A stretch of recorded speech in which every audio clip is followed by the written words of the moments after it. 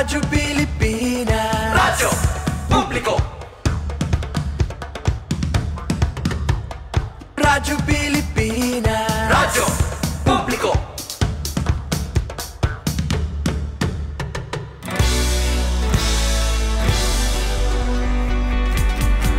Mahalagang mga balita, napapanahong impormasyon. Kami ang inyong gabay pag may bagyo at sakuna. Serbisyo ng gobyerno kapag may nangangailangan. Mga proyekto ng Pangulo, damang-dama ang pagmamahal niya. Tulay ng mga hinaing, ang problema ng bayan ating lulutasin. Tulay sa himpapawid, tulay ng pagbabago. Radyo Pilipinas, Radyo Publiko. Ng bagong Pilipinas, Radyo Publiko. Radyo Pilipinas, Radyo Publiko. Ng bagong Pilipino. Mga proyekto ng Pangulo, damang-dama ang pagmamahal niya. Radyo Pilipinas, Radyo Publiko. Ang boses ng Pangulo.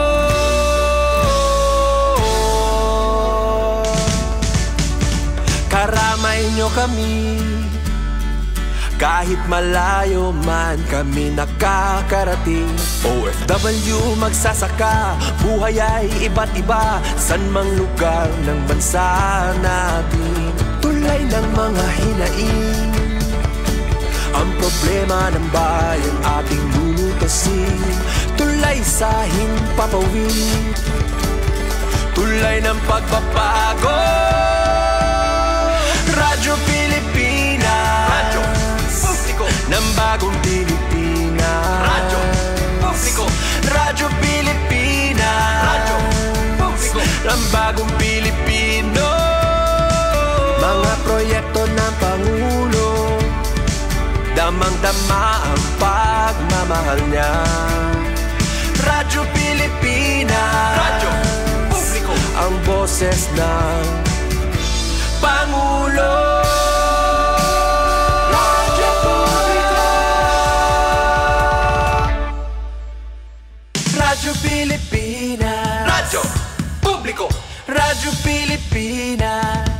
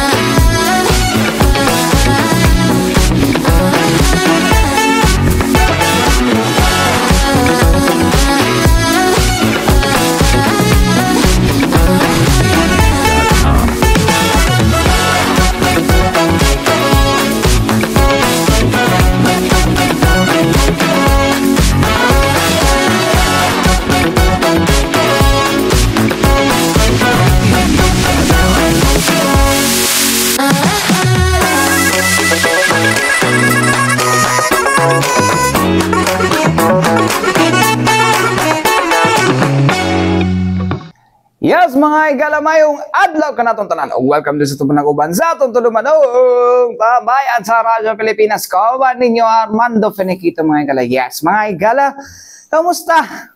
No? Sa mga nagiulan na karon nga lugar, no? Diri sa Davao City, mga igala, no?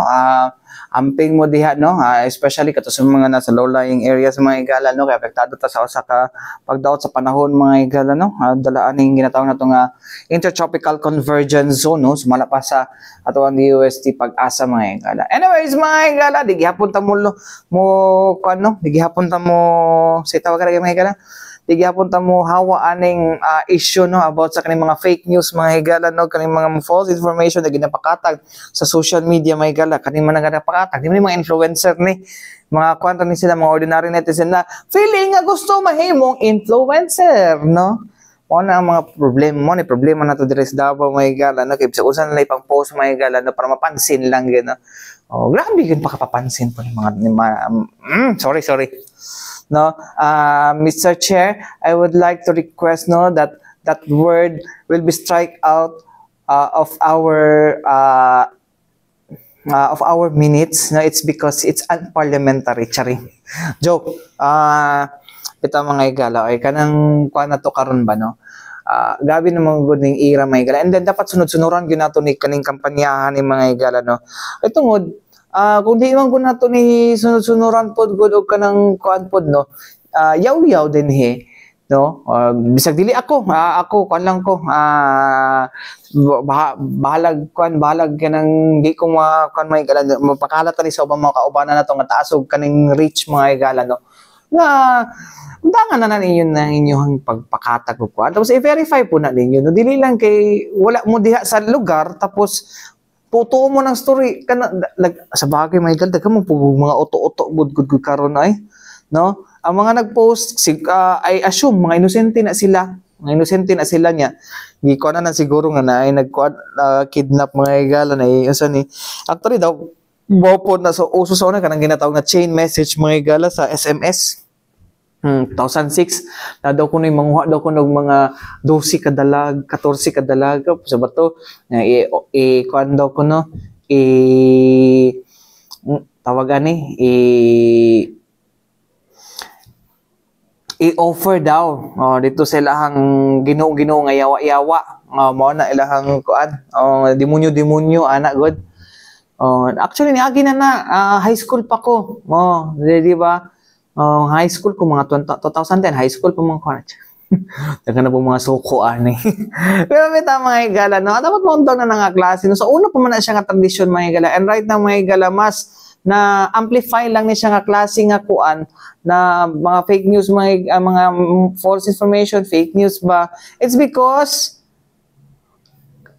na social media mas dali mga igala no. So actually dili ka gusto magpasikat po siguro but because of unsa pa ba ilahang gusto nga mahitabo no. Anyways mga igala alang sa ubang alang sa panawagan karon sa Davao City Police Office mga igala with regards aning nga mga kaning mga false information about kidnapping diri sa Davao City mga igala. Ato pa may naon mga igala antik pamaba sa Davao City Police Office walay lain si Captain Hazel Caballero Tuazon mga igala. Paminaw na to.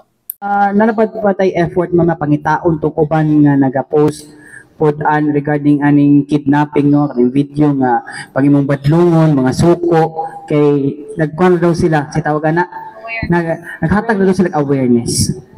Yes sir, Davao City Police Service sir no kaya na ano po tabang naalam na sa mga fake news false information na nakita nato sa social media. Muna nga itong acting city directors ko naman sa Lumaranta nag-advise no nangyayari pag-advise from the DCPO legal officer sa mga ang kanang sir no nga pwede nato i-filean o kaso sa violation sa Article 154 paragraph 1 sa revised penal code as amended by RA 10951 and in relation to Section 6 sa Republic Act 10175 sa Cybercrime Prevention Act of 2012.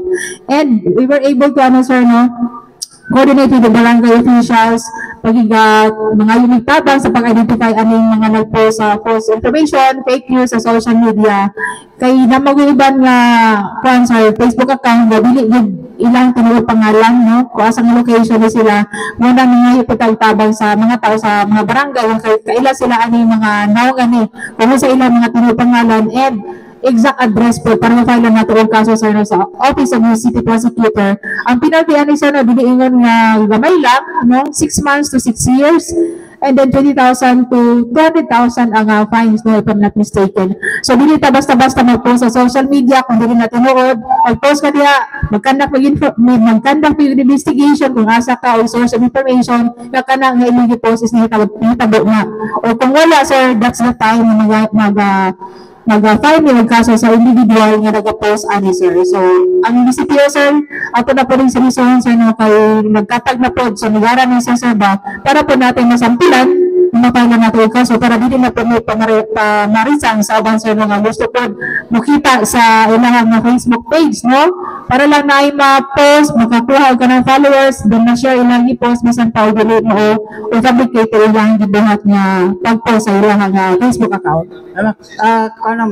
Klarohon lang ako, ma'am. Istoryahan sa ninyo una to nag-post. Yes, sir.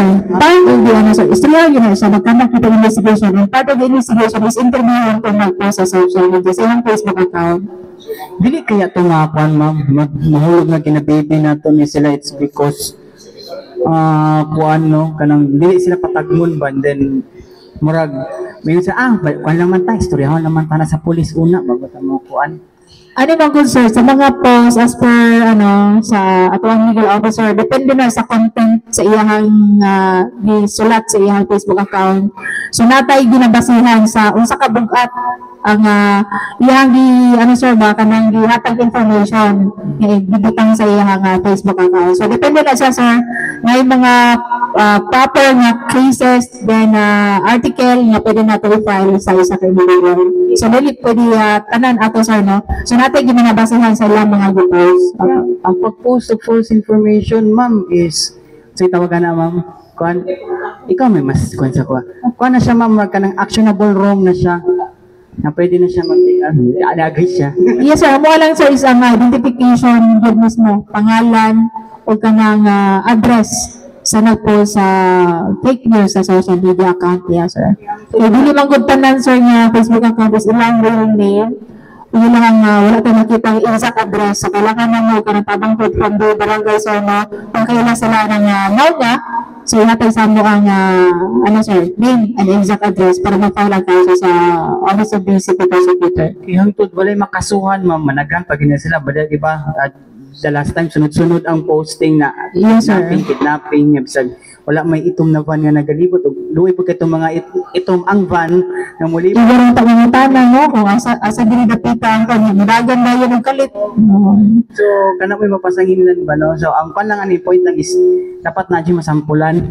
Yes sir, nga po na nga man gusto sir no, sa Davao Police Office na naagyon mo ma-file ang kaso with regards aning pagkatawag fake news sa social media.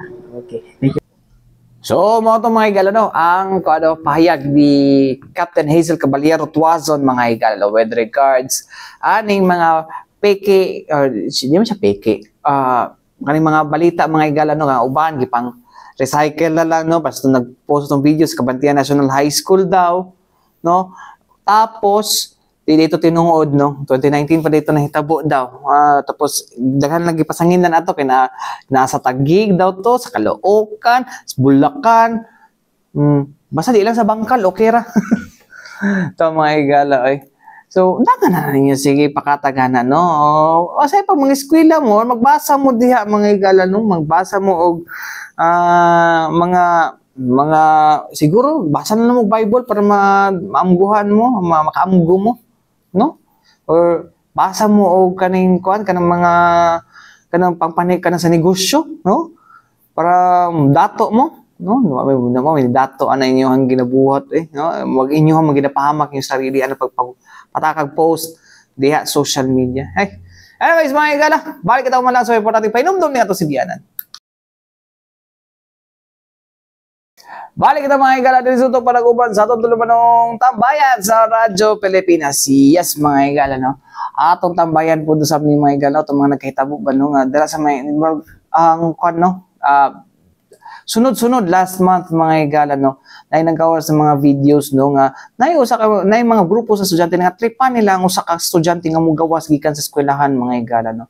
So, parang na-impression ba, no? It's just like, the early 2000 era again, mga higala, no? Well, ako mo na mo ang era, mga higala, nga high school me, no? Early 2000, no? Ano lang kuntahang edad ko? Uy, sus!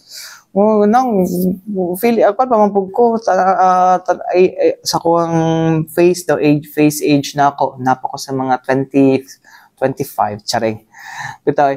Mo na mga era, mga higala, na grabe kay na mga gang diha sa mga eskwelahan, mga higala, especially sa public school, ha, no?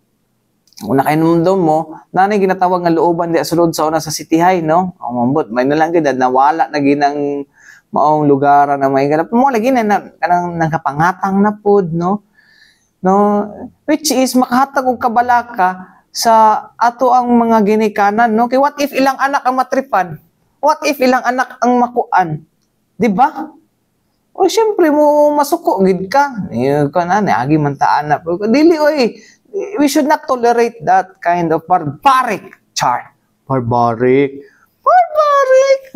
that barbaric behavior mga higala no wala nang hilabot sa imo ang tao tapos imo ang tapos barbaric siya in a sense na daghan kayo mo tapos tabangan ninyo na no napamoy mga napamoy mga brass knuckles na ginagamit no barbaric gina siya okay la tag 1-on-1 mo kana medyo pa or mga cavalier thing pa na nga mga no pero pag abot sa tabangan ninyo nga isa ra inyong kalaban ulaw no kung isog mo isa-isa no 1-on-1 mo di kayo mangita mo kauban para tabangan lang ninyo ang katalawan nga style talawan kini nga style no nya napo to ikatong sa maa lami isnod lang kanang kagigil yang naong pero siyempre we should not promote violence mga higala kay masako masako nga senador ana so bitaw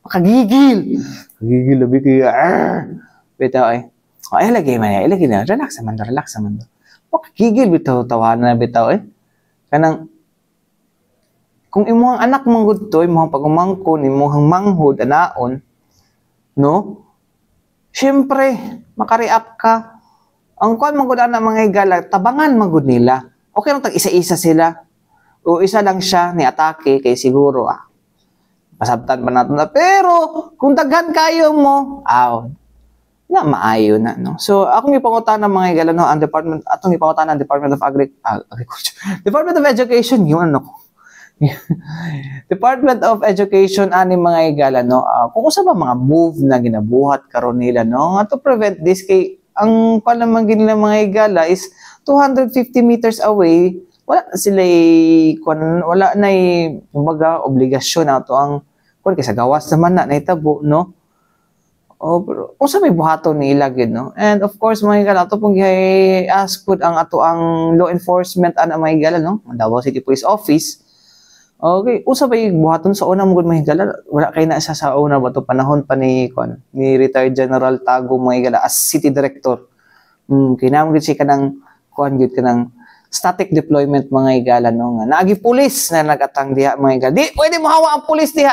No? Diha ra gid ka. Karon dahil hay mag-style mga city director mga higala no sa kani pag-implement og kaning mga security measures mga higala sa tuang dakbayan. Anyways mga higala ato ang ito paminahon mga higala no ating pamamba sa Department of Education Region 11 mga higala na si Sir Janielito Atilio mga higala o ang tigpamaba sa mga higala no usab sa DCPO mga higala no si Captain Hazel Caballero Tuazon paminahon nato kay age na ko sir kay mga Gen Z nga mura na daw going back to early 2000 na pod na era karon no especially diya sa mga high school na to no nga mibalik na po ng atangan na pod ka sa gawas labi na kay makalaban or ang worst matripan ka just like katong hitabo sa mo dito sa way back sa Santa Ana National High School na grabe na mong dagan kigugod ni Gen Z ba ako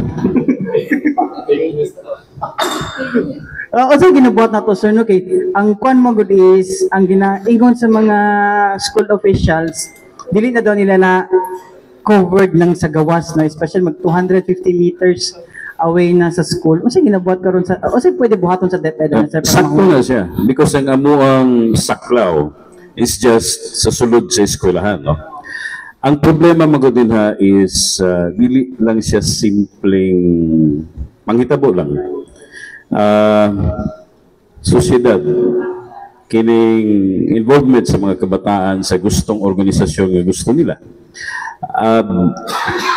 makontrol na mo ang sulod yun sa school Eh, gibawal gid naman ang gangs, bawal naman ang grupo-grupo. In fact, there is this standing order sa tanang principal, dugay na ni, nga kung doon ay magtapok-tapok din ha, without the approval of the highest ranking DepEd authority of the school, walay pagtugot, then kinahanglan sitahon gina siya og sutaon o kung saan na siya.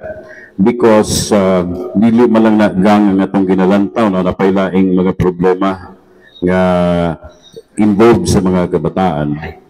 Karon pag ang gikan sa gawas maoy mo penetrate pinaagi sa involvement unya sa mga miyembro nga gikan sa gawas mosulod, mao na ang medyo concern kayo namo. Kana bang say mag-recruit sa gawas, and then ang gina-recruit taga-sulod, and then ang taga-sulod will do some effort kay dunay pagsugo nga i-escalate within the inside, kana ang kinahanglan nga makontrol. Malagi ang panawagan dili maniingon nga nagpuncho Pilato ang DepEd, no, because DepEd can only do so much. If there is an organization there not for the good, we have to really embrace the fact nga daghang factors ang involved din ha, o dili lang sulod sa eskwelahan, o ang factor nga mosulbad niya na dili lang po ng eskwelahan, apan daghan kaayo. Kanunay na kung ginabalik-balik to the point of being redundant o kapoy pabinawon, pero mao ba gini tinuod, basic unit of the society ang panimalay gyud. Bantayan gyud dapat sa ginikanan kung unsa nilihok sa mga anak. Ang problema garon nganong natay daghang magtapok-tapok lalong ng kagamion because walay kontrol ang panimalay nga ipuson ang ilang mga bata patulgog sa iyo kay naay eskwela ugma. Di gali kabalo ang naa gani mga ginikalan ron nga wa masayod nga nakauli na ba ilang anak o wala pa. So these are things that we have to really embrace. Not trying to be Pontius Pilate, but we can only do so much. Kung unsay control lang namo, di ara gyud susunod sa eskwelahan. But nevertheless, bisan pa man ang among effort ni kuyanap na sa gawas, no, istorya tag barangay captain, istorya tag barangay officials, istorya tag other government agencies, dili tungod kay nakalatid na sa child protection policy nga gina-impose namo, the Order 40 series of 2012. O ang anti-bullying law. But we really have this obligation to protect the children. Not only because we are surrogate parents pursuant to the family code, but that is actually an innate responsibility of teachers nga mabarog yun isip ikaduhang ginikanan sa tuwang mga kabataan. So, mo ni ang konsepto din ha. Dako ni siya nga problema, my friends. No? This is actually a problem of the society. And not only a problem of the DepEd or problem of the parents, paggawa sa bata sa ilahang panimalay, lamunon na siya sa komunidad. Kung hinay ang pundasyon sa pagdisiplina sa sulod sa balay, kaunon siya din ha kung unsang pwersa na sa gawas. Okay lang kung positive force for the good. But what about negative force? He or she will be gobbled up. Kaunon gina siya. And then ang problema na mo-escalate na dito kung asa siya padulong. Usabi na siyang padulungan ang eskwelahan. Okay. Thank you, sir. Kay balik ko kay Ma'am Hazel. Ma'am, kung saan ginabuhat aning nga measures po ma'am sa atong kapulisan, ma'am, especially namang gi-conflict limitation po ng ato ang mga schools, no, sa pagbantay sa gawas, no, especially pag nani mga ngit-ngit nga area diha na sila naga-atang Yes, sir. Noted na sa ato ang Executive Director sa nasa instruction note sa ato mga station community activities outside the school, sir, especially na ay sunod-sunod na pangitag daw yung involved ang mga minor de edad ng mga residente. And in coordination with sa ato ang mga barangay officials, sir, mga tabangan pero nga ato ang mga kapulisan, especially sa matagabiin na sa pag-roving, apinadiha mga eskwelahan, sir, and other places na may mga reported incidents. Apinadiha ang pag-rescue nato sa mga minor de edad. And matagabigin natin mga na-rescue nga minors, so naapagin mga ginikanan na wala paghihapon, no, magmaklon sa ilang mga responsibilidad sa ilang mga anak, ipo sa ilang mga anak, patulugan na basta alas 10 na sa gabi nga nagya sa sulod sa mga paninalay. Kay kada gabi na lang nagi maras ko nga ang kapulisan ang 19 police station sa nga ang mobile patrol unit diri sa Davao City Police Office. Pasagot ana nalang gyapon nagpabadong mga inikanan nga wala ni trabaho ilang nga trabaho responsibilidad as ginikanan nga sila ang nang responsibilidad sa safety and security sa ilang mga anak. Ang kita nga other agencies no, ano na lang ta, solidary na lang ta. Ang number one responsibilidad sa ilang sa mga bata, especially sa mga estudyante sa mga inikanan sa pagmonitor sa ilang seguridad na makauli o safety o walay mahitago. So ato lang kanyo sa mga ginikanan, especially mga gabi na is sa awan nilang mga anak na ba sa ilang panimulay nakatulog na agad. Dili na makita sa gawas nga maraso sa ato mga kapulisan. So, mao to mga higala no. Mao to mga higala ang pahayag no sa atong dok official mga higala. Ang ingon ni Sir Dodong Atilio, pamilya. What if ang pamilya konsentidor? What if ang pamilya depensahan? Well, no, normal mga higala. That's a parental instinct mga higala no nga depensahan gyud nila ilahang pero bisag mali na. Oh, dapat ito sa ka-radio broadcaster whether is Davao pun ba mga higala nga ilahan gilabanan pa ino niya ang inahan natong or katong nangulata di asmaa, no? Gilabanan nimo susato pa kung imong anak makapatay. Okay no kung makapatay kung self defense. Pero kung dili self defense kana sila ang aggressor. Labanan nimo. Oh, paway ko tawhanan ni kay ambot lang pud no. Feeling pud kaayo. May mga di mga ganay ka na. O sige daw, be, tato ang buhato na si mong anak na, be. No? Tanawan ba na ito, di mo ka manggigil? Dili na, sige, surayan lang na ito. O, tanawan na ito yung feeling. O. Diba? Makakuan ba, no? Kanang, uli, amot, nabi, utok, o wala. Tawahan na, eh. O, pero, dili ta sa pamilya. No? O, tama mo na nabanggit po ni Ma'am Hazel Tuazon po no nga dapat kasuhan ng pamilya. O kana mas better, no? Okay, ang dapat for education muna sila. Pero ang police, law enforcement, no? So mo na ang kuan na to umot dito mga higala, murag nagkabalik mga higala. Usabay na hitabo karon, no? Is it because na wala na kay nagapanghadlok sa ilaham, medyo lax na sila? No? I think there is a question now no mga higala no of kanang napapagikadlukan ng mga bukan karon. Siguro makaingon ta nga katong kuan approach sa past administration dili siya sustainable. No? Kay siya raman makabuhat. Oh. Mao pud lagi na kay daghang balaong na cover well. Kuan mo pod. Sakto mo pud nga nag-cover po na sila mga higala but not to the extent pod nga gina-weaponize nila ng balauran na no they are using it as their weapon no to oppress no or to become aggressor. Gusto lang nila tira pataka. Dapat na po yung nga kuan nga regulation. Ang problema po lagi ang mga kuan pod ang mga ginikanan mulaban man pod. Mulaban man pod, taguan man pod ang anak. No? Kung dili, katong gibuhat sa isa ka reporter pod mga higala, gipakatag niya itong picture atong bata to. Although mali siya. Mali yung gito. Okay. Dapat tanan mga tao is kanang kuan no, presumed innocent until proven guilty in the court of law. No? Pero siguro sa gigit, I don't justify that, no? And kung katong parent nga nagkuan, parent atong bata ato, pwede niya ito idemanda, pwede. No? O, pwede naman dahil ng tani. Pwede dapat ang mga kuan, ang mga ginikanan dapat inyo kamo na mo disiplina sa inyo anak kaysa dilain ang mo disiplina sa inyo anak. Nya pag magkuan dayon mo, magpa-victim dayon mo diha sa sa mga sibianan. Ay na lang. High blood. Wibis na wibis. Pag high Friday yan eh, no? Sabagay, di pa ito mag-fuan rin. Friday mga higala. Anyways, mga higala, wala tayo kung oras ang alam sa Tibok Pwersa sa DXRP Radyo Pilipinas, Radyo Publiko Davao mga higala. Ako yung nakauban Armando Feliquito. Alang sa tambayan sa Radyo Pilipinas. Dagang salamat. ug mayong adlaw kanatong tanan musunod na ang balitang pambansa.